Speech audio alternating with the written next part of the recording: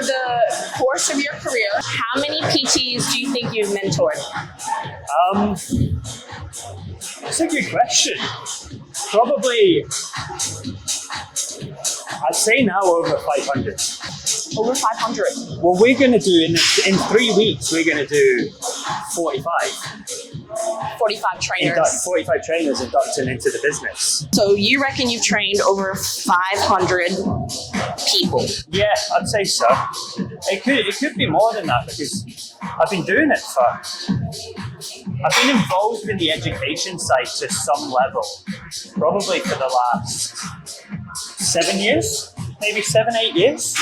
From running developments to at Newtown to going into running Cert 3, Cert 4 for AIPT, to then going into a learning and development role for the head office, to then running Cert 3, Cert 4 with the academy, to then what I do now. Yeah, I've been fortunate enough to come across quite a few people. Okay, over 500 trainers then. Yeah. When you're training trainers, Yeah. do you notice any qualities that these guys have at the beginning that you are like, those ones are going to be successful? I think the biggest thing is that they're in it for the right reasons. There's 2 reasons why people get into the gym, I think, or get into coaching, personal training. I think the first one is that they've been to the gym themselves and they're like, oh, I just want to make a career out of this. Working in the gym seems quite fun, it seems quite easy, seems quite comfortable, so I'm just going to go into personal training because the barrier to entry is quite low and you can just get in and away you go.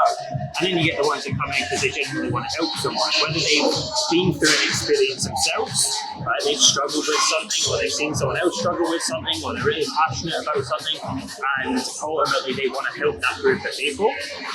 Then they've got 2 very different purposes behind what it is that's driving them to become a personal trainer in the first place. So I think if you can sit in front of someone and recognise, one, are they a good person? Like genuinely, our hiring policy at One Playground is we can make you a good trainer, but we can't make you a good person.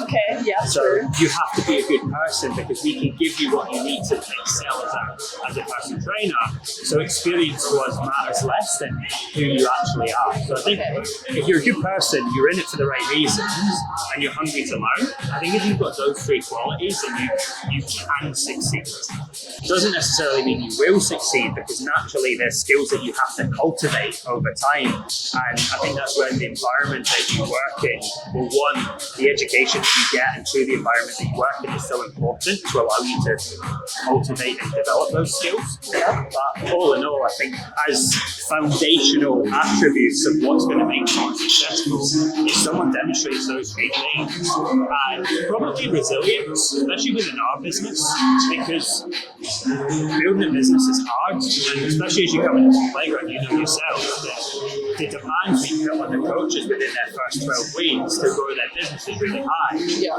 And you have to be resilient and you have to be willing to do the work, because as soon as it gets difficult, if you're not in it for the right reasons, you're just going to crumble. Okay, that makes sense. I don't think you're going to remember this. When you first started at Marrickville, you were my manager. I was, yeah. And at the time, I think I was only maybe like half a year into PT, and you sat me down and you were like, what do you want to do? And at the time, I was working 3 jobs. And I was like, I just want to move out of home and be a full-time PT. Did you remember it? Oh, okay. Give me 2 things that someone who wants to be a full-time PT, they don't want to do the hustle of like, you know, being a waiter on the weekend while trying to be a PT. Like, what 2 things can they do to get to that full-time point where they're paying their rent, they're paying their bills, they're living the life that they want as a PT? First and foremost is find an environment, a workplace that is going to support you in being able to do that, because I think the reality of it is that, in my opinion, the industry standard education isn't really preparing personal trainers for the reality of being a personal trainer. And I kind of speak from my own experience. Like I did my course in 4 weeks, and then after 4 weeks, you're then expected to look after someone's health, and ultimately they trust you. Like if you think about the relationship between a coach and a client, it's built on trust. So a client trusts that you've got the knowledge. They trust that you've got their best interest at heart. They trust that you know how to best support them. And as a result, they listen to you almost, I don't want to say almost blindly, but they listen to a lot of what you have to say. Yeah. And naturally then, I was coming off the back of a 4-week course, and then all of a sudden I've got people listening to everything that I have to say.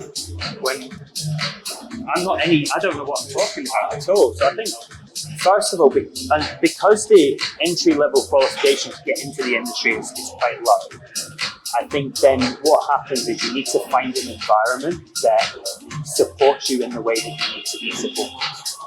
And how does one need to be supported? Well, I think it depends.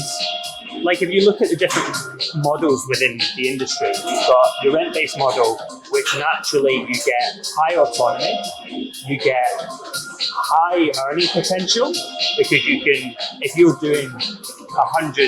charging $100 a session and you're doing 25 sessions a week, you're bringing $2,500 in, and you're getting charged $400 rent, and you get to keep everything else. So I think the earning potential of a rent-based model is really high, the autonomy is really high, but the support is really low. Yeah. You are there and you are on your own.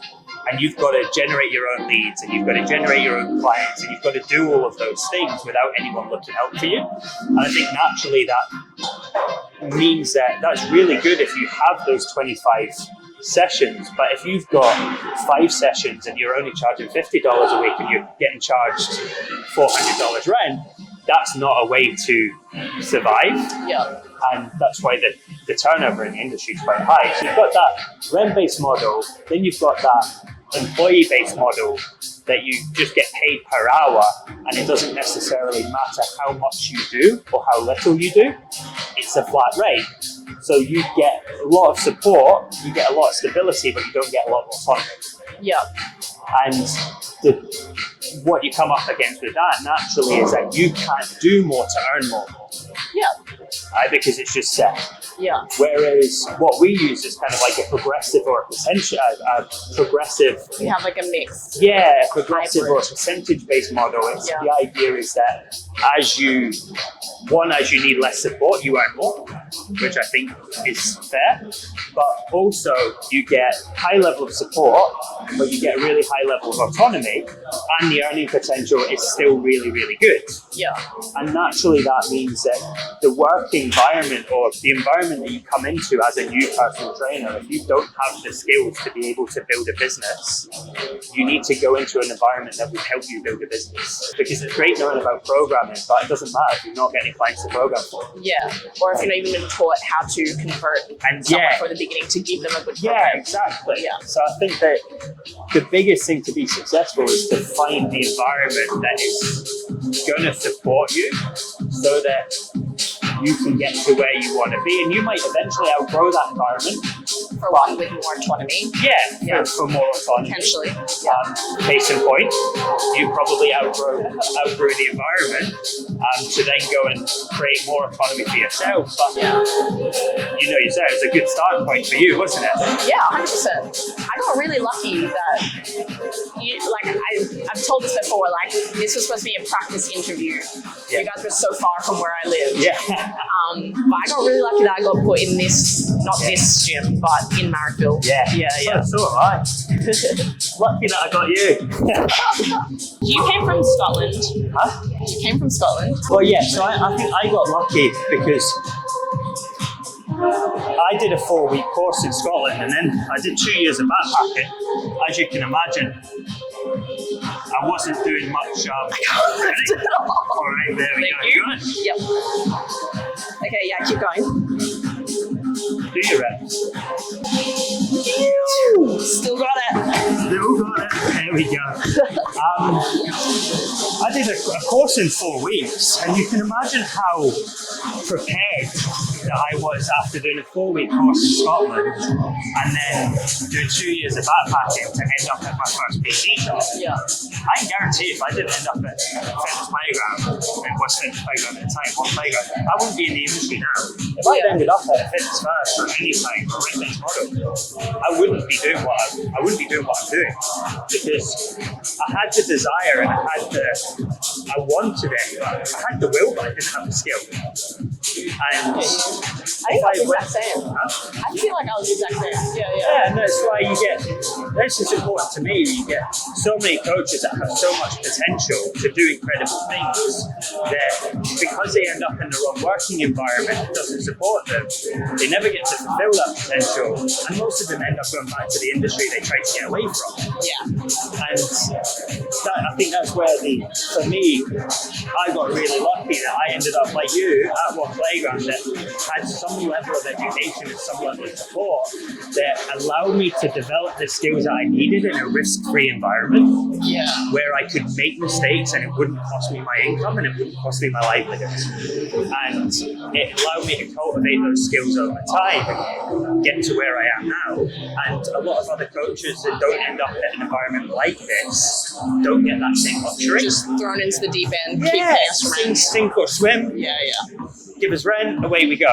Yeah. And I just think that's why. Here's a list of phone numbers. And I think that's why, as a model, especially for beginners trying to enter the industry, it's not the best model to get.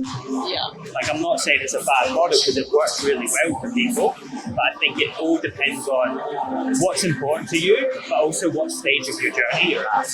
Okay, so earlier I asked you, can you tell which what do you call them, an inductee?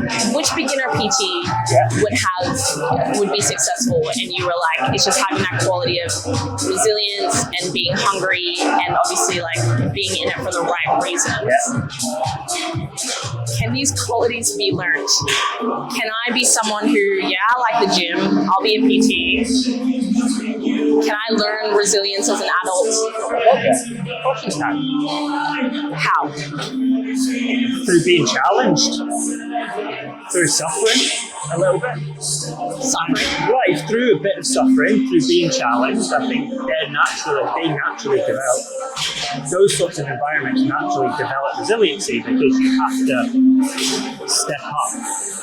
You have to acknowledge and handle whatever challenge that you're up against. I think when you come up against something that's difficult, you can either sink or swim. You can either kind of push up and push against it and grow from it, or you can let it consume you.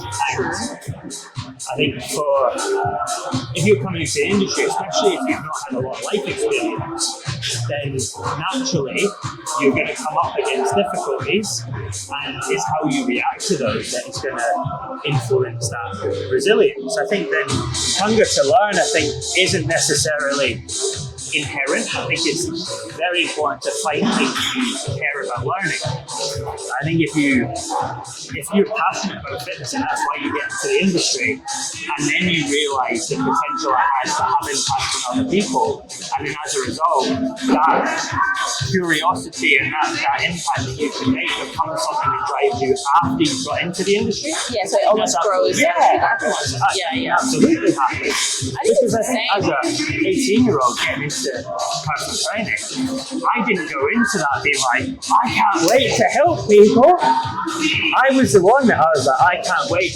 I love being in the gym. It had an impact on me. Let's see if I can work in the gym. I also didn't know what else to do. Yeah, fair enough. It was over. Sometimes you see that impact after the fact, but then being open to it and being invested enough in it to then learn what you can to continually upskill yourself, be able to help yourself and be able to help others around you. Yeah. I think that's quite a beautiful thing. I get that. I think that's like, so it's sort of like kind of maybe you stumble upon the right stimulation or experiences. Because I think like when I first started, I just wanted to coach calisthenics athletes, or I just wanted to coach like athletes, but there's something really satisfying about coaching like just someone who's brand new, has never been to the gym before, and then finding out ways to help them get to where they want to be. I think you don't know what you don't know. So you were making those decisions on limited experience, and then once you had more experience by getting in front of more people and having more conversations, that kind of broadened your horizon and allowed you to open up a different direction that you didn't necessarily know that you wanted to go down until you experienced it. I think you absolutely can get to those moments after getting into the industry, or they can come after the fact. So being open-minded can let you become hungrier. Yeah, I think absolutely. Yeah. So on the client-facing side of things, if I were looking for a PT, what questions should I ask the PT to see if they're the one for me? I don't think it's necessarily the questions that you ask, but I think there's things to look out for when you're choosing whether the PT is right for you. And the first thing I'd actually say is that they ask questions. The PT? Yeah. Yep. Yeah, so when you're in the position, when you're shopping around or you're in the decision-making process as to whether or not to work with a PT, you reach out to someone, and in reaching out to them, you do a call or you do a consultation or whatever that might be. I think that you should be paying attention to the questions that they ask to make sure that they're actually taking the time to understand you. Because ultimately, the product that they deliver or the service that they deliver should be bespoke to what you want, what you need, and it's important that you're able to, or that the coach takes the time to find those things out. I think first and foremost, if it was me looking for a coach, when I'm having that initial interaction, I'm thinking about what questions are they asking me? Are they taking things at face value, or are they trying to unpack and uncover more from the conversation? Do they understand what's important to me, why it's important to me, what might be getting in the way, what challenges I've had in the past, like what does my training look like, what injuries have I had and how has that impacted my training and my exercise and all of those things. If you got in with a PT and they just said, okay, let's get you straight on the gym floor, and they didn't ask you anything, then how are they meant to create an experience or a service that is bespoke to your needs? So I think that would definitely be the first one that I'd say, is that you've got to be paying attention to the questions that they're asking first and foremost. Can I do a set? Yeah. Okay, so you recently competed in a powerlifting competition. Are we done with the client question? Oh, you have more? Yeah. Go off. So I think the questions that they ask is going to be one of the most important things. Yeah. And the depth that they try to get to. But also, are they taking notes? Are they taking notes? Yeah, I think, are they recording the information that you give them? I think is also going to be really important. But even beyond that, thinking about or trying to notice the words and the language and the cues that show you that they're aligned with your values. It's like, what language do they use? Do they say I or do they say we? Like, are they talking about themselves, or are they talking about your journey and what you're going to do and the relationship that you're going to have together, and it being a collaborative thing? So I think being able to question or listen to the cues to make sure that you're aligned through the language that they use, making sure that they're documenting information and they're asking the right questions. Seeing if they can demonstrate evidence of success as well. Can they show you people like you that they've got results with, or that they're currently working with, that you can understand that they've got this process in place and they can actually demonstrate to you and communicate the plan that they would have to get you from where you are to where you want to be, and what they would do and how they would help you do that. And if they can communicate and show you that, and then they can show you people like you getting the results or moving towards those outcomes, I think those things would probably be the most important thing to pay attention to. So to summarize, they're curious, they're taking notes, and they've got systems and proof. Yeah, so we teach our coaches a lot when it comes to the consultation. Be curious about something. And we use this analogy. I use this analogy, Matt uses it well, about you've got two types of personal trainers. So you've got the machine gun personal trainer. Machine gun? Yeah, machine gun personal trainer sprays bullets everywhere and they hope something hits. Okay. And then you've got a sniper personal trainer. So if you think about a sniper, they take into account their heartbeat, the distance the target is, the wind speed, all of these variables that they think about before they take the shot. But you can guarantee when they take the shot, they hit. Yeah, right. So we want our coaches, for example, to be sniper personal trainers, where they gather all the information, and once they've got all the information, then they take the right shot. Because otherwise, you're just hoping to get an outcome, right? Because you don't actually know the person that's in front of you, so you can't cater it to them. Yeah. Okay. I like that. I ran this morning. Did you? How did the training go? Oh, I did my half. Yeah. Oh my God, of course you did. I'm so sorry I didn't ask. Oh no, don't be sorry. It crossed my mind earlier. How'd you get on? I got an 8-minute PB. Nice. I wanted to get sub 2 hours, but not today, not that day. Nice. So it was 2:02. But I really, I'd never actually run at that pace for that long, despite obviously I'd done a program for it. So I learned a lot about hydration. I need way more food than at previous intensities. I've learned a lot. It's interesting. Yeah. Oh, that's brilliant. But speaking of competing and events, you did a powerlifting comp. I did. How was that? Do you know what? I'm happy with it. I hit what I wanted to hit. Yeah. It was never my intention to do a powerlifting comp. What? So what made you do it? I was strength training while I was in Scotland, just because it was winter and I was eating a lot, and it just felt like a natural thing to do, to try and just lift heavy weights. So I went into a strength club while I was in Scotland, got back, and Matt Walsh, one of our coaches, he's like, I'm doing this powerlifting comp, and I kind of just went, I've put in the work, may as well just turn up and see what outcome that I can get from it. Okay. So you didn't have a specific goal in mind? I had to, as I was training, as I was doing my strength work, I got to a point where I hit PBs, and I was kind of in uncharted territory around what I could do, because I basically went into it being I wanted to be the strongest I'd ever been.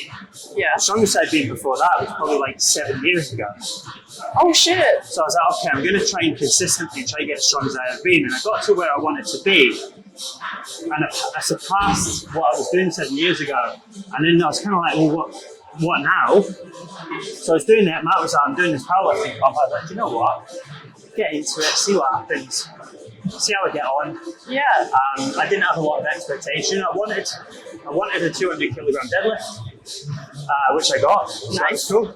I wanted a 140 squat, got a 150, and I wanted a 110 bench, and I got 110 bench. Oh shit. But I only created those targets probably 2 weeks before the comp, when I was like, oh, actually, I might be able to do this. But these are all lifetime PDs.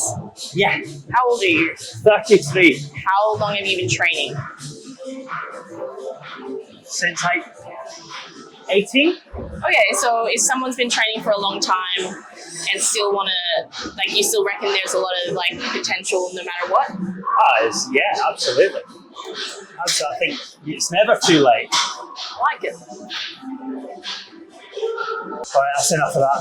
Okay, we're gonna pack this up. Yeah. So powerlifting sessions, obviously, you just said all your numbers, so they're heavy, they require a lot of rest. What? Powerlifting sessions, so they get long, right? Yeah. How did you go balancing a full-time job, these long training sessions, your social life as well? My social life's quite limited, Danny, Okay. to be honest. Is it okay to say to the camera that I'm a loner? You can, I mean, we should probably tell people you're definitely in a relationship. Oh yeah. So you got that going for you. I do have that going. So your final answer is that you had long sessions and it didn't matter because you didn't have a social life? So I work with a coach. My mandate to him is that no session should be longer than an hour. Because Even powerlifting? I think even with powerlifting, I think for me, my mandate is always it can't be more than an hour because I just get to the point of diminishing returns. I get bored and then I'm just kind of doing like trash volume. I'm not actually getting anything from it. So I'm always, it's got to be within 60 minutes. And if it isn't, I'll leave after 60 minutes. No matter what? Yeah, I'll just go. So it just meant that I never went full powerlifting when I was training strength. So the maximum my rest period was always going to be 3 minutes. 3 minutes? Yeah. So it's just and you're happy with that? Yeah. Okay. Look, it's probably not as much as I would need for like neurological recovery, but in the circumstances, I'm not training to become a powerlifting athlete. I'm just training because I wanted to get stronger. So I don't feel like you need to follow strict parameters unless you're living within that space of extreme performance where you're trying to compete or you're trying to do something like that, or you're living in the rehab world. Yeah. But I think if you're going for performance or you're going for rehab, I think you have to be quite strict with the parameters that you follow to get the outcome that you want. I think if you're living within that 80%, then there is optimal, but optimal at the end of the day is what suits you. Yeah. I think that's relative to the individual. Yeah. And for me, 5 minute, 6 minute rest periods just didn't make sense. So I could still express enough output and have enough recovery time to still get stronger without having to have this really long rest period. Yeah. So you got to have the session length you wanted. You still got lifetime PBs. And this was all done in hour sessions. Yeah. And I'm sure with it being an hour, it made it easier to go to the gym knowing you only had to do an hour. I think there's a big case for barrier to entry. Like when I was coaching for the first time, and when I was a new coach, should I say, I spent so much time focusing on what the client needed at the expense of what they wanted. And I'd fall down the rabbit hole, like trying to look at their ankle mobility and trying to do this and trying to do that when they came to fat loss. Yeah. So I was putting what I wanted onto them, not giving them what they wanted. Yeah. But ultimately, if you think about writing a program, you could write a program and you could have the optimal amount of exercises, you could have the optimal amount of time under tension, you could have the optimal progressive overload by week by week by week, and you could create this thing that's a work of art. But if they don't do it, it's meaningless. Like what's the point? The best program would be the one that they actually turn up for. So I ended up going full circle, and I still carry it to this day.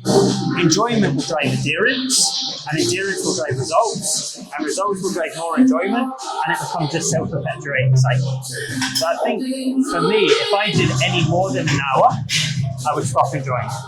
And if I stopped enjoying it, I'd stop turning up for it. And if I stopped turning up for it, I'd never hit those PBs.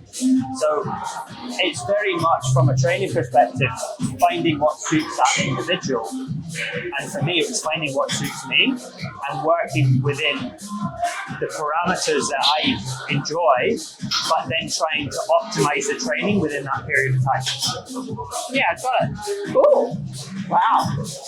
What do you want to know? What are you training for now? After I said that I wanted to get the strongest I've ever been, I did say that I wanted to get the most shredded that I've ever been.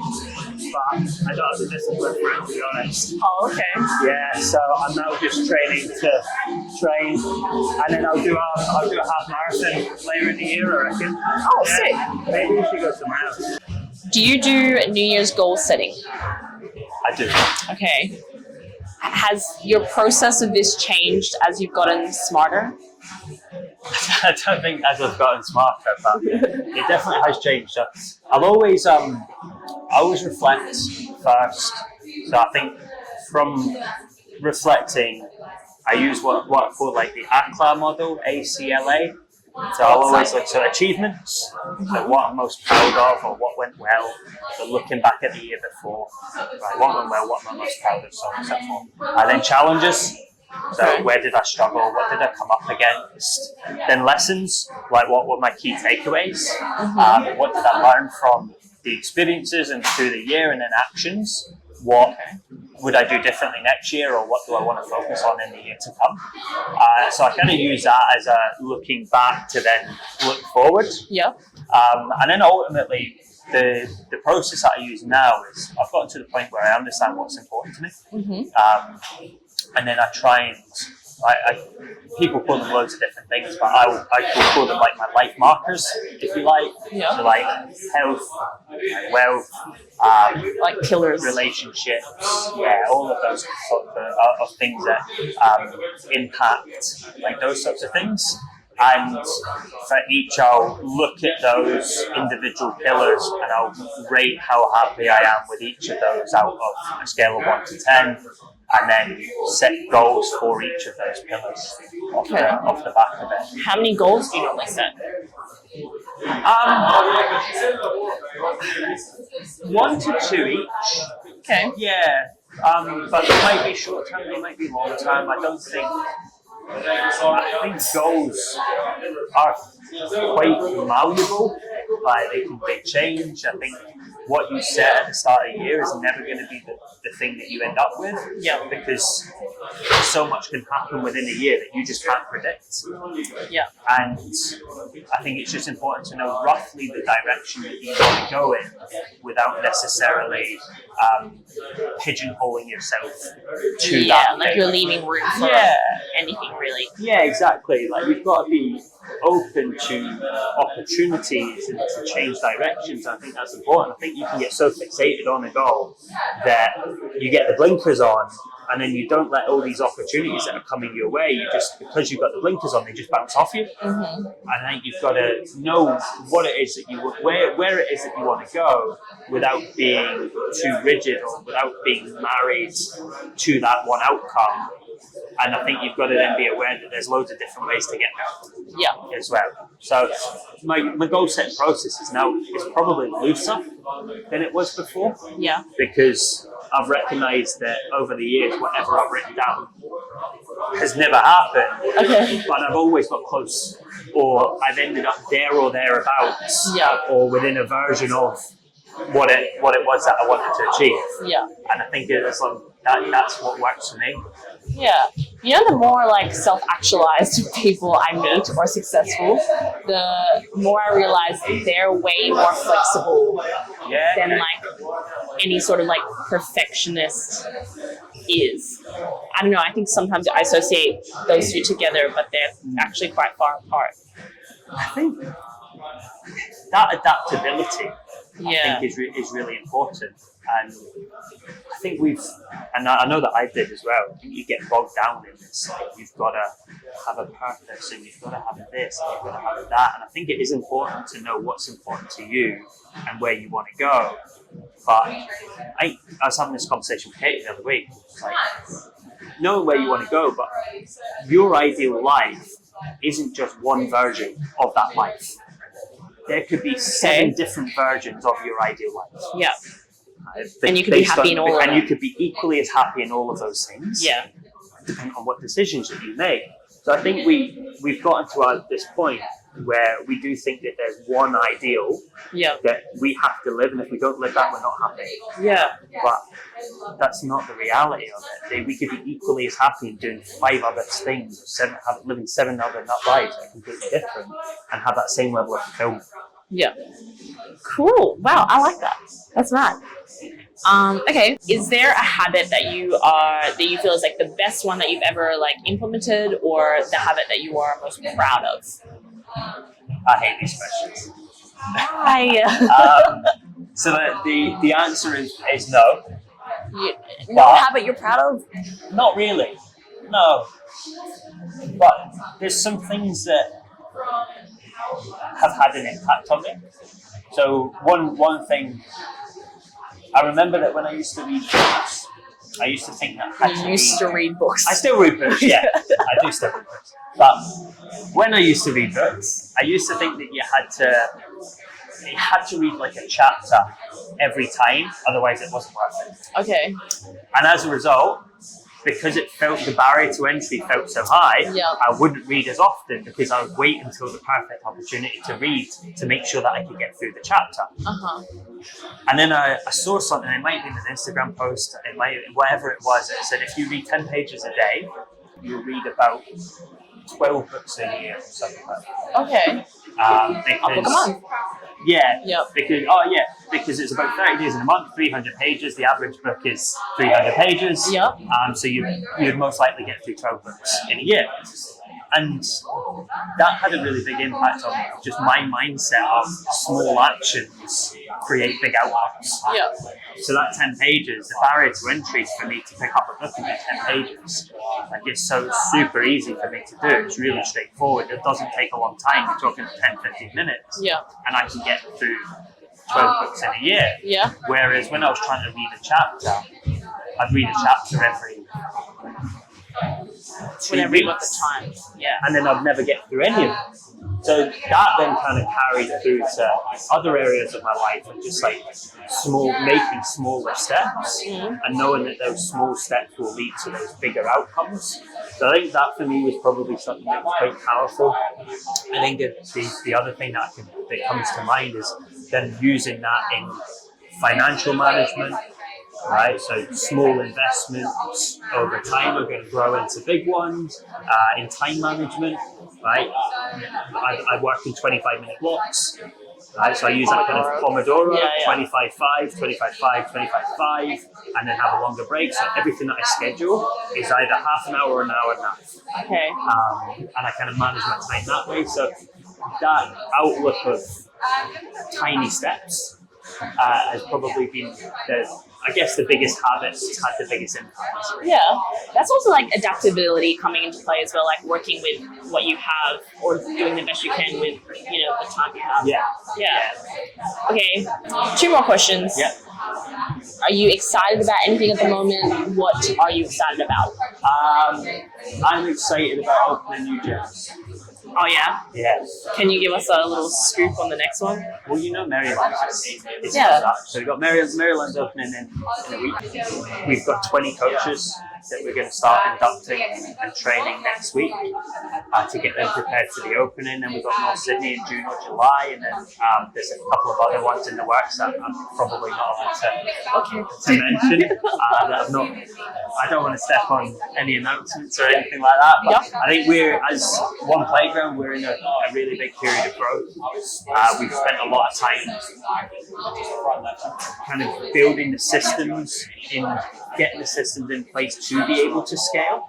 Like you look at other companies that scale too fast, and then they scale into really big, and then they have to close half of their businesses down because they scale too fast.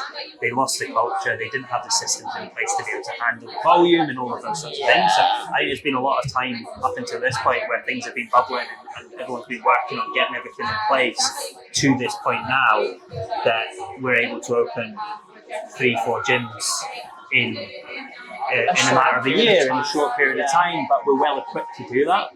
So it's really cool for us now to be able to open all these gyms, double our coaching team, and if you've got 200 coaches all working with 20, 25 clients, 30 clients, then the reach that has and the impact that they can have on people in the local area. I think that's really exciting. And for us to be in a position where we can support them to do that by, like we spoke about earlier, giving them a supportive environment that actually helps them thrive, and giving them the skills and the education to support them through their journey. I think that's what excites me most. Cool. That's what's always excited me. Like I said, the reason I got into doing what I'm doing is because I was one of the lucky ones that ended up at a gym that had the support and the structure that allowed me to succeed. And the reason I do education now is to be able to give those people that were similar to me the same opportunities, to help them have an impact. Yeah, Matt. Okay, last question. Yeah. How would you like to be remembered? How